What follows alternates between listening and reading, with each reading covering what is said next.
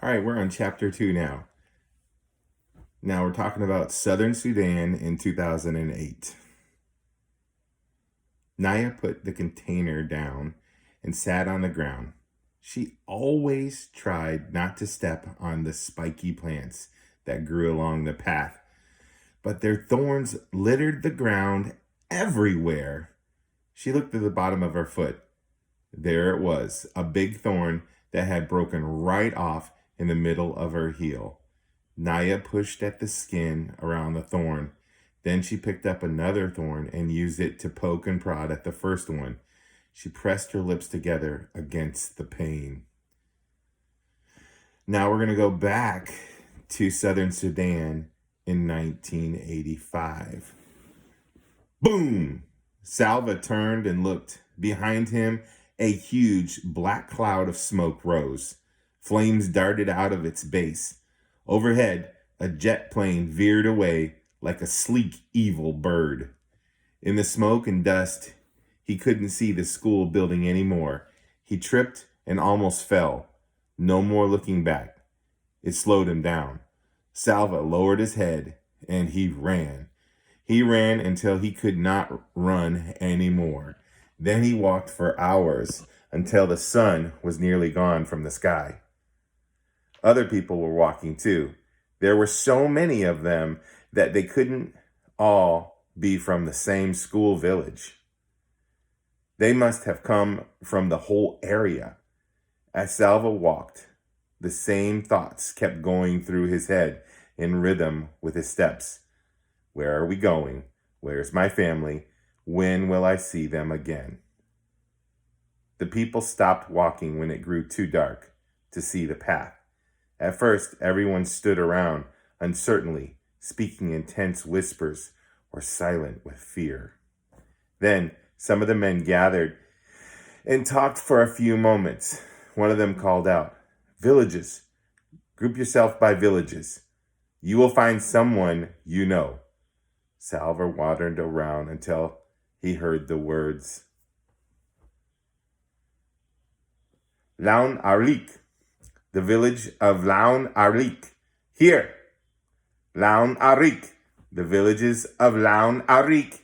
Here." Relief flooded through him. That was his village. He hurried towards the sound of the voice. A dozen or so people stood in a loose group at the side of the road. Salva scanned their faces. There was no one from his family. He recognized a few people, a woman with a baby, 2 men, a teenage girl, but no one he knew well. Still, it was comforting to see them. They spent the night right there by the road, the men taking shifts to keep watch. The next morning, they began walking again. Salva stayed in the midst of the crowd with the other villagers from Laun Arik. In the early afternoon, he saw a large group of soldiers up ahead.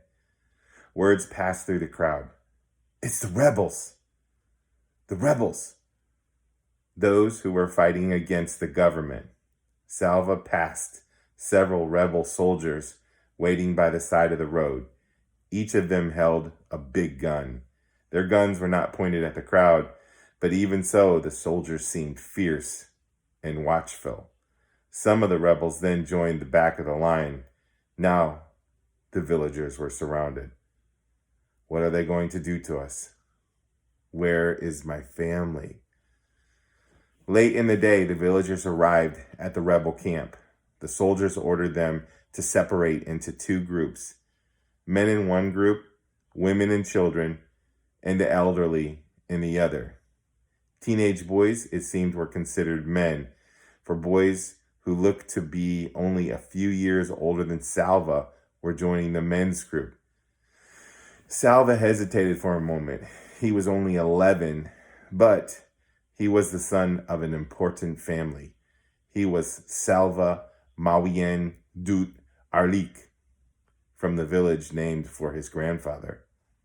His father always told him to act like a man, to follow the example of his older brothers, and in turn set a good example for Kaul. Salva took a few steps towards the men. Hey! The soldier approached Salva and raised his gun. Salva froze. As he could see was the gun. All he could see was the gun's huge barrel, black and gleaming, as it moved towards his face. The end of the barrel touched his chin. Salva felt his knees turn to water. He closed his eyes. If I die now, I will never see my family again. Somehow this thought strengthened him enough to keep him from collapsing in terror. He took a deep breath and opened his eyes. The soldier was holding the gun with only one hand. He was not aiming it. He was using it to lift Salva's chin so he could get a better look at his face. Over there, the soldier said. He moved the gun and pointed it towards the group of women and children. You are not a man yet. Don't be in such a hurry. He laughed and clapped Salva on the shoulder. Salva scurried over to the women's side. The next morning, the rebels moved on from the camp. The village men were forced to carry supplies, guns and mortars, shells, radio equipment. Salva watched as one man protested that he did not want to go with the rebels.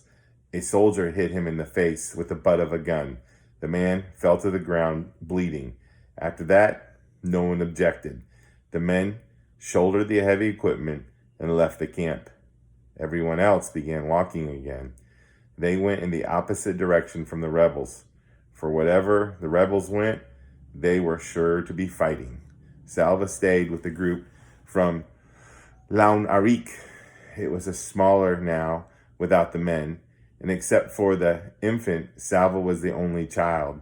The evening they found a barn in which to spend the night. Salva tossed restlessly in the itchy hay. Where are we going? Where is my family? When will I see them again? It took him a long time to fall asleep. Even before he was fully awake, Salva could feel that something was wrong. He lay very still with his eyes closed, trying to sense what it might be. Finally, he sat up and opened his eyes. No one else was in the barn. Salva stood so quickly that for a moment he felt dizzy. He rushed to the door and looked out. Nobody, nothing. They had left him. He was alone. Them dogs.